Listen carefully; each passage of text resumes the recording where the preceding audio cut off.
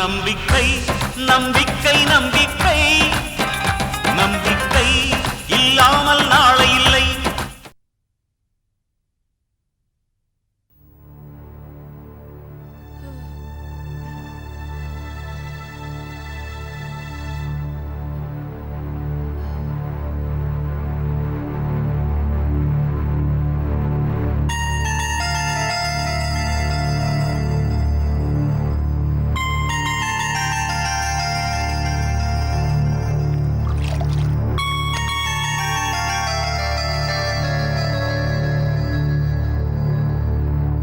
யமுனா, உன்னை யார் இந்த வேலையெல்லாம் செய்ய சொன்னது? நானே தான். சரி குடு. இல்ல பரவாயில்ல. இல்ல குடுமா.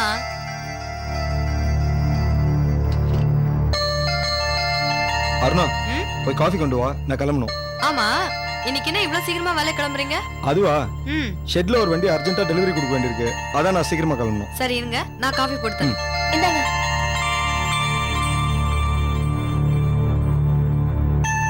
என்ன யமுனா, யாரும் சொல்லாம நீயே இந்த வேலையெல்லாம் செய்யற? உங்களுக்கு உதவியா நான் இங்கேயே இருக்கேன். தயவு செஞ்சு வெளியே அனுப்பிடாதீங்க. அதெல்லாம் முடியாது.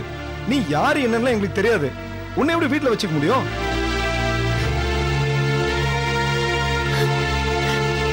ஐயோ இரு இரு, மறுபடியும் நேற்று நைட் மாதிரி அழ ஆரம்பிச்சாத. நானே விட்டு பேசுறேன். இதுல பேசுறதுக்கு என்ன இருக்காருன்னா, முதல்ல அவளை வெளில அனுப்பி வை. இங்க பாருங்க, அந்த பொண்ணுக்கு என்ன பிரச்சனையோ தெரியல. நாமளும் அனுப்பிட்டா எங்கேயாவது போய் செத்துக்கிட்டு போயிட போறா. 2-3 நாள் நம்ம வீட்லயே இருக்கட்டும், அப்புறம் நானே மெதுவா விசாரிக்கிறேன். சரின்னு சொல்லுங்க. சரியா இருந்தா அப்புறம் உங்க விருப்பம்.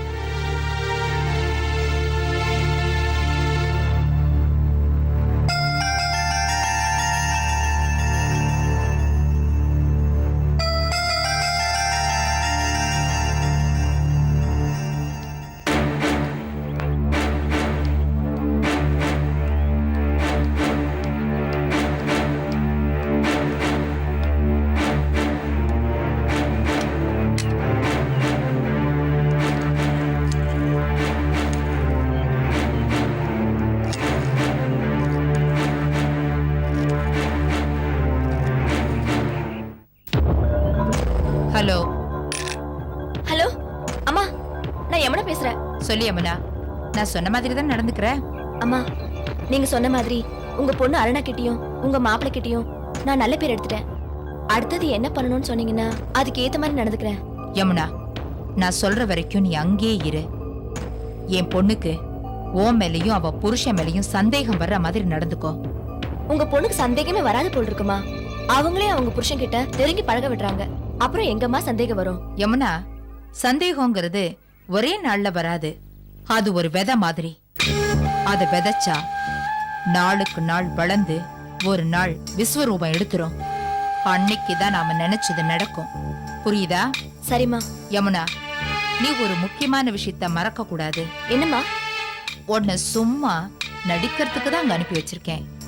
அத விட்டுட்டு நீ நிஜமாவே என் மாப்பிள்ள மனச உன் பக்கம் இழுக்க பார்த்த, அப்புறம் இந்த சிந்தாமணியோட விஸ்வரூபத்தை நீ பார்க்க வேண்டி வரும். பயப்படாதீங்கம்மா, கூலிக்காக தான் இந்த வேஷத்தை போட்டுக்கிட்டு இருக்கேன்னு எனக்கு நல்லாவே தெரியும்.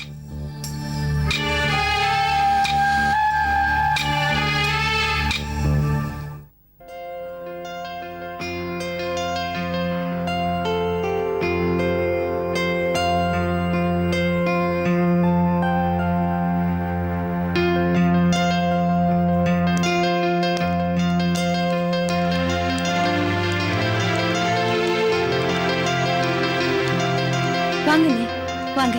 எப்படி இருக்கீங்க? பரவாயில்ல, உட்காருங்க. உட்காருங்க. கங்கா, எவ்வளவு பெரிய ஆபத்துல இருந்து மீண்டு வந்திருக்கீங்க தெரியுமா? அம்மா தான் பாவம் கோவில் கோவிலா ஏறி உங்களுக்காக வேண்டிக்கிட்டாங்க. என்னால உங்க எல்லாருக்கும் சிரமம் ஆயிடுச்சு. என்னங்க நீங்க இப்படி சொல்லிட்டீங்க? நீங்க மாத்திரம் சரியான நேரத்துல வந்து அந்த பாம் தூக்கிட்டு வெளியே போலன்னா என் மகன் நந்தினியை நான் உயிரோடவே பார்த்திருக்க முடியும். நான் போறத பத்தி கூட கவலைப்படல. ஆனா அந்த பாம் விடாமேடையில வெடிச்சிருந்தா எவ்வளவு பேர் உயிர் பலியா இருக்குமோ தெரியாது. எல்லாரையும் காப்பாத்தின பெருமை நம்ம கங்காவுக்கு தான். அதெல்லாம் ஒண்ணு இல்லம்மா. என் சொந்த பொண்ணை கூட காப்பாத்த தகுதி இல்லாம அனாதை விடுதியில போட்டு வந்தவனா. நந்தினி செஞ்ச புண்ணியம் அவளை காப்பாத்திருக்கு. அவ்வளவுதான். கங்கா போங்க, உள்ள போய் ரெஸ்ட் எடுத்துங்க. ஆபீஸை பத்தி அப்புறம் யோசிக்கலாம். கமா வாங்க.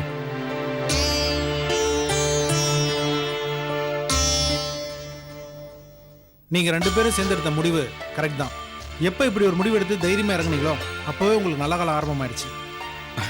தனியா பிசினஸ் பண்ணலாங்கிற முடிவை ஜெயந்தி எடுத்தது தான். நல்ல முடிவு தானே. உண்மையிலேயே தைரியசாலிங்க பொம்பளைங்க தான். சட்டுன்னு அவங்க முடிவு எடுக்கிற மாதிரி ஆம்பளைங்க நம்மளால எடுக்க முடியறது இல்ல. மிஸ்டர் வசந்த், ஜெயந்தி சொன்ன மாதிரி சீக்கிரமே பிசினஸ் ஆரம்பிச்சிருங்க. உங்களுக்கு எத்தனை லட்சம் பணம் வேணும்? இல்ல சார், இந்த தடவை நாங்க பெருசா பிசினஸ் பண்ண போறது இல்ல.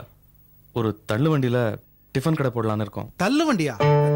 என்ன வசந்த் விளையாடுறீங்க? உங்க படிப்பு என்ன? உங்க ஸ்டேட்டஸ் என்ன?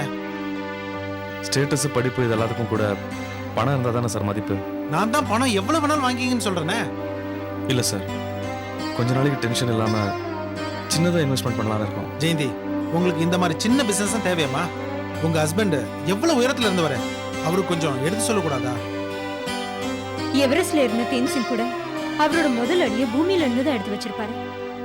நாங்க எங்க வாழ்க்கைய புதுசா ஆரம்பிக்கிறோம் சார். படிப்படியா முன்னேறி வந்தா போதும். சரி வசந்த், உங்களுக்கு பிசினஸ்ல மட்டும் இல்ல கேட்டரிங்லயும் எக்ஸ்பீரியன்ஸ் இருக்கறனால நிச்சயம் உங்களால ஜெயிக்க முடியும். Best of luck. தேங்க்யூ. இங்க இருந்து வாழ்த்து சொன்னதோட நிறுத்திக்காம எங்க கடை திருப்ப விழாக்கு நீங்க கண்டிப்பா வரணும். கட்டாயம் வரேன்.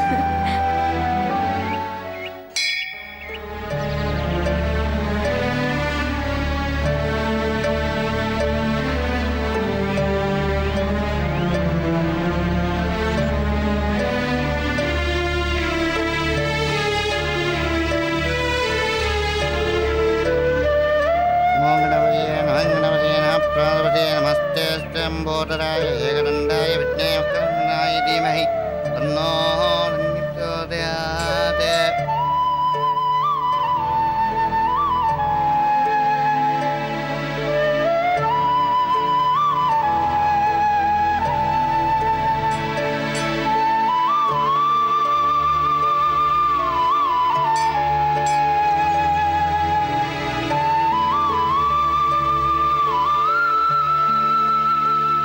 என்ன இங்கே நின்னுட்டீங்க? நீங்க சாமி கும்பிட வரலையா?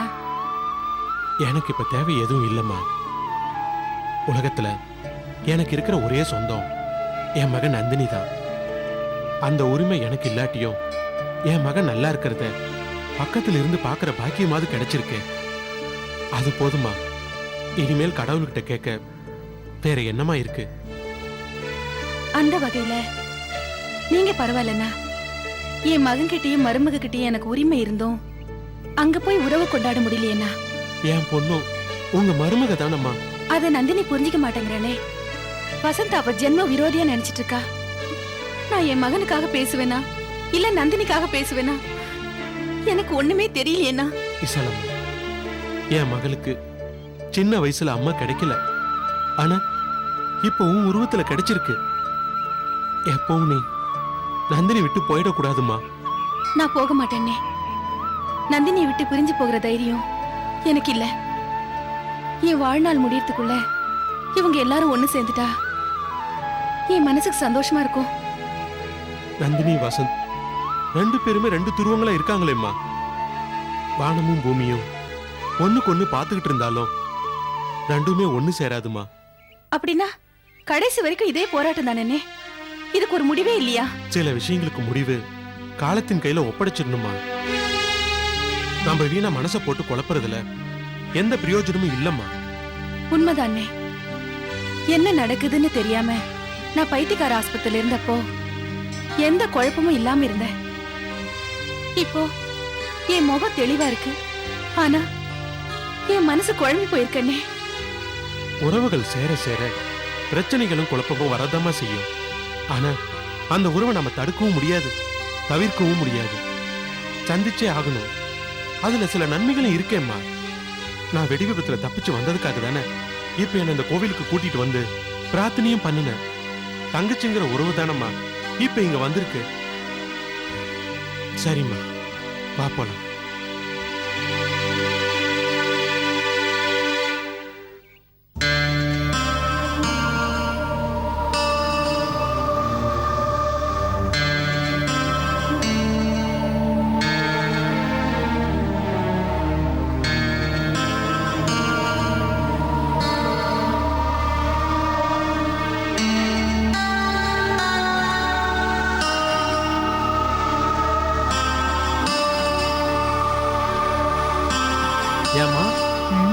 இடியே விழுந்தாலும் கலங்காத நீங்க மன வருத்தத்தோட அங்கேயும் இங்கேயும் நடக்கிறத பார்த்து என் மனசு தாங்கலம்மா. ஆறுமுகம், அம்மா, என் பொண்ணும் மாப்பிளையும் என்ன புரிஞ்சுக்காம நடந்துக்கிறாங்களே நினைக்கும் போதுதான் எனக்கு ரொம்ப வருத்தமா இருக்கு. கவலையே படாதீங்கம்மா. நீங்க நினைக்கிறது எல்லாமே நல்ல விதமா நடக்கணும்னு அந்த ஆண்டவனை வேண்டிக்கிட்டே இருக்கம்மா. ஆறுமுகம், அம்மா, நீ ஒருத்தனாவது எனக்கு ஆறுதலா பேசுறியே, அதனாலதான் நீ 1000 தப்பு பண்ணினாலும் நான் உன்னை வேலையை விட்டு நீக்காம வச்சிருக்கேன். அம்மா, நீங்க அடிச்சாலும் பிடிச்சாலும் இது உங்க வீட்டு நாயுமா, உங்க உப்பத்தண்ணு வளர்ந்தவனாச்சே. சிந்தாமணிமா, ஆறுமுகத்துக்கு உப்பு போடுறச்ச கொஞ்சம் அளந்தே போடுங்க. அதிகமாயிடுச்சுன்னா அவன் பிபி எகிரிட போகுது. வாங்க கிருஷ்ண சார், ஆறுமுகத்தால மத்தவங்களுக்கு தான் பிபி ஏறும். ஆனா இப்ப வர வர எனக்கு பிபி ஏறிக்கிட்டே போகுது. ஏமா அப்படி சொல்றீங்க? நந்தினின்னு ஒருத்தைய என்னைக்கு என் வாழ்க்கையில சந்திச்சேனோ அன்னைக்கே எனக்கு பிபி ஏற ஆரம்பிச்சிடுச்சு. அட ஏமா எப்ப பார்த்தாலும் அவளை பத்தியே நினைச்சுக்கிட்டு இருக்கீங்க? நினைக்காம இருக்க முடியலையே. விசாலத்தை அப்படி இப்படி நகர விடாம அவளை தான் பிடிக்குள்ளேயே வச்சிருக்கா. கங்காவும் வெடி விபத்துல இருந்து பொழைச்சு வீட்டுக்கு வந்தாச்சு. நாளைக்கு விசாலத்தை தூண்டி விட்டு சொத்து பிரச்சனை அது இதுன்னு ஆரம்பிச்சிருவாளோன்னு பயமா இருக்கு. அட ஏமா வீணா பயப்பட்டு இருக்கீங்க? இவ்வளவு வருஷத்துக்கு அப்புறம் அவங்களால ஒன்னும் பண்ண முடியாது. எதுவா இருந்தாலும் நான் பாத்துக்கிறேன், விடுங்க. அது மட்டும் இல்ல கிருஷ்ணா சார், எப்படியாவது என் பொண்ணும் மாப்பிளையும் என் வீட்டுக்கு வந்துட்டா நான் நிம்மதியா இருப்பேன். இதெல்லாம் என்னைக்கு நடக்க போதோ தெரியல. அந்த கவலையும் உங்களுக்கு வேண்டாமா? நானே நேர்ல போய் உங்க பொண்ணுட்டையும் மாப்பிள்ளைட்டையும் பேசி எப்படியாவது அவங்களை கன்வின்ஸ் பண்ணி உங்ககிட்ட சேர்த்து விட்டுறேன். போருமா? அதை செய்யுங்க கிருஷ்ணா சார். எப்படியாவது என் பொண்ணும் மாப்பிளையும் என்கிட்ட சேர்ந்துட்டாங்கன்னா காலம் புறா உங்களுக்கு நன்றியோட இருப்பேன். அட என்னமா பெரிய பெரிய வார்த்தையெல்லாம் சொல்லிட்டு இருக்கீங்க? இதுல என்ன இருக்கு சார்? உள்ள எனக்கு வேலை இருக்கு, நான் வரேன். வாங்கம்மா. என்ன வக்கீல் சார், இதுக்கு முன்னாடி நீங்க மத்தவங்களை பிரிச்சுதான் பழக்கம். இப்ப என்னடான்னா முதல்ல சிந்தாமணி அம்மா கிட்ட அவங்க பொண்ணையும் மாப்பிளையும் ஒன்னா கொண்டாந்து சேர்க்கிறேன்னு சொல்றீங்களே, அது எப்படி? ஏயா நான் என்ன பைத்தியக்காரனா? இல்ல உனக்கு தான் பைத்தியம் பிடிச்சிருக்கா? சிந்தாமணி மா கிட்ட அவங்க பொண்ணையும் மாப்பிளையும் கொண்டாந்து சேர்த்துட்டா அதுக்கப்புறம் நான் என்னையா பண்ணுவேன்? ரோட்ல துண்டனா பாடிக்கிட்டு அலையணுமா? நோ. பின்ன எதுக்கு சார் சிந்தாமணி அம்மா கிட்ட அவங்க பொண்ணையும் மாப்பிளையும் கொண்டாந்து சேர்க்கிறேன்னு சொன்னீங்க? அட போயா, அப்படி சொன்னா தான் நம்ம பொழப்பு நடக்கும். சிந்தாமணி மாவே வசந்த விரட்டிட்டாங்க. இப்ப அந்த பொண்ணையும் நம்ம வெட்டி விட்டோம்னா அந்த அம்மா தனிமைப்படுத்தப்படுவாங்க. அப்பதான் அவங்க சொத்தை ஈஸியா நம்ம அடிக்கலாம். எப்படி? என்ன இருந்தாலும் உங்களுக்கு இருக்கிற பிரெயின் தான் சார், அது யாருக்கும் வராது சார். யோ, அதுக்கு தாயா ஒன்னையும் என் கூட வந்து சேருன்னு. நாராயணனோ இப்ப என் கூட இல்ல, அவன் சீட்டு காலியா தான் இருக்கு. பேசாம அந்த இடத்துக்கு நீ வந்துறேன், என்ன சொல்ற? ஏன் அந்த நாராயணன் உள்ள தள்ள மாதிரி என்னையும் உள்ள தள்ளுறதுக்கா? ஆறுமுகம், என்ன நீ என்ன சாதாரண ஆளா? ஒரு பக்கம் சிந்தாமணிமாக்கு ஜாலரா அடிக்கிற, இன்னொரு பக்கம் நந்தினிக்கு நம்பிக்கையான ஆளா இருக்க. நீ பெரிய ஆளியா? என்ன சார் பண்றது? வயசுக்கு வந்த பொண்ணு 2 பேர் இருக்காங்களே, அவங்களை எப்படியாவது கரையேற்றி ஆகணுமே. அதனால தான் இவங்க 2 பேரையும் அட்ஜஸ்ட் பண்ணி போய்கிட்டே இருக்கேன் சார். நீ 27 குசேல மாதிரி பெற்றிருந்தாலும் இந்த கிருஷ்ணா வழி காட்டுவான். அப்படின்னா இவன் லார்ட் கிருஷ்ணா என்ன குசேலன்னு சொல்லிட்டு போறானா? யோ கேக்கே, இது ஒன்ன கவனிச்சுக்கிறேன்.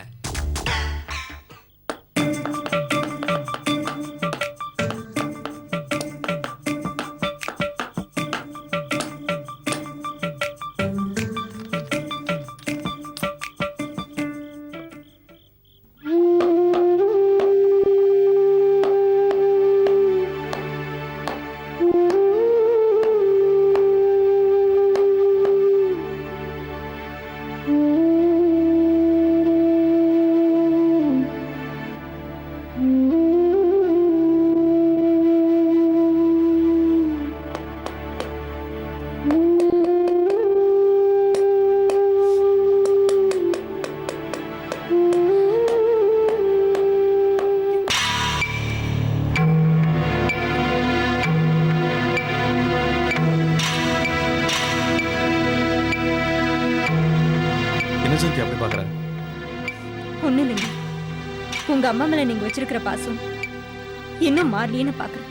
பாசம் மாறாது ஜெயந்தி.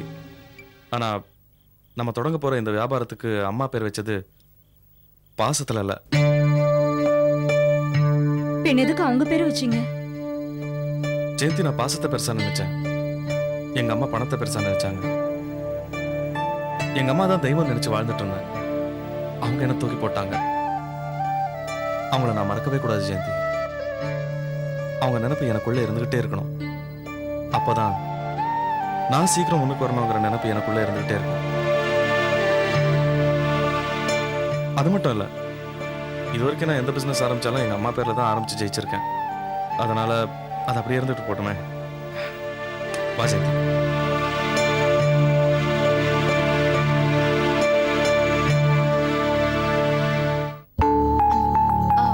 போதும் யமுனா, நீ போய் சாப்பிடு. பரவாயில்லக்கா, அவரும் வந்துட்டோம். நீங்களும் சாப்பிடலையே? எனக்கு பசிக்கல யமுனா. சில நேரங்கள்ல அவர் வீட்டுக்கு வரதுக்கு ராத்திரி 12 மணி கூட ஆகும். போ, நீ எடுத்து வச்சு சாப்பிடு. பரவாயில்லக்கா, அவரும் வந்துட்டோம்.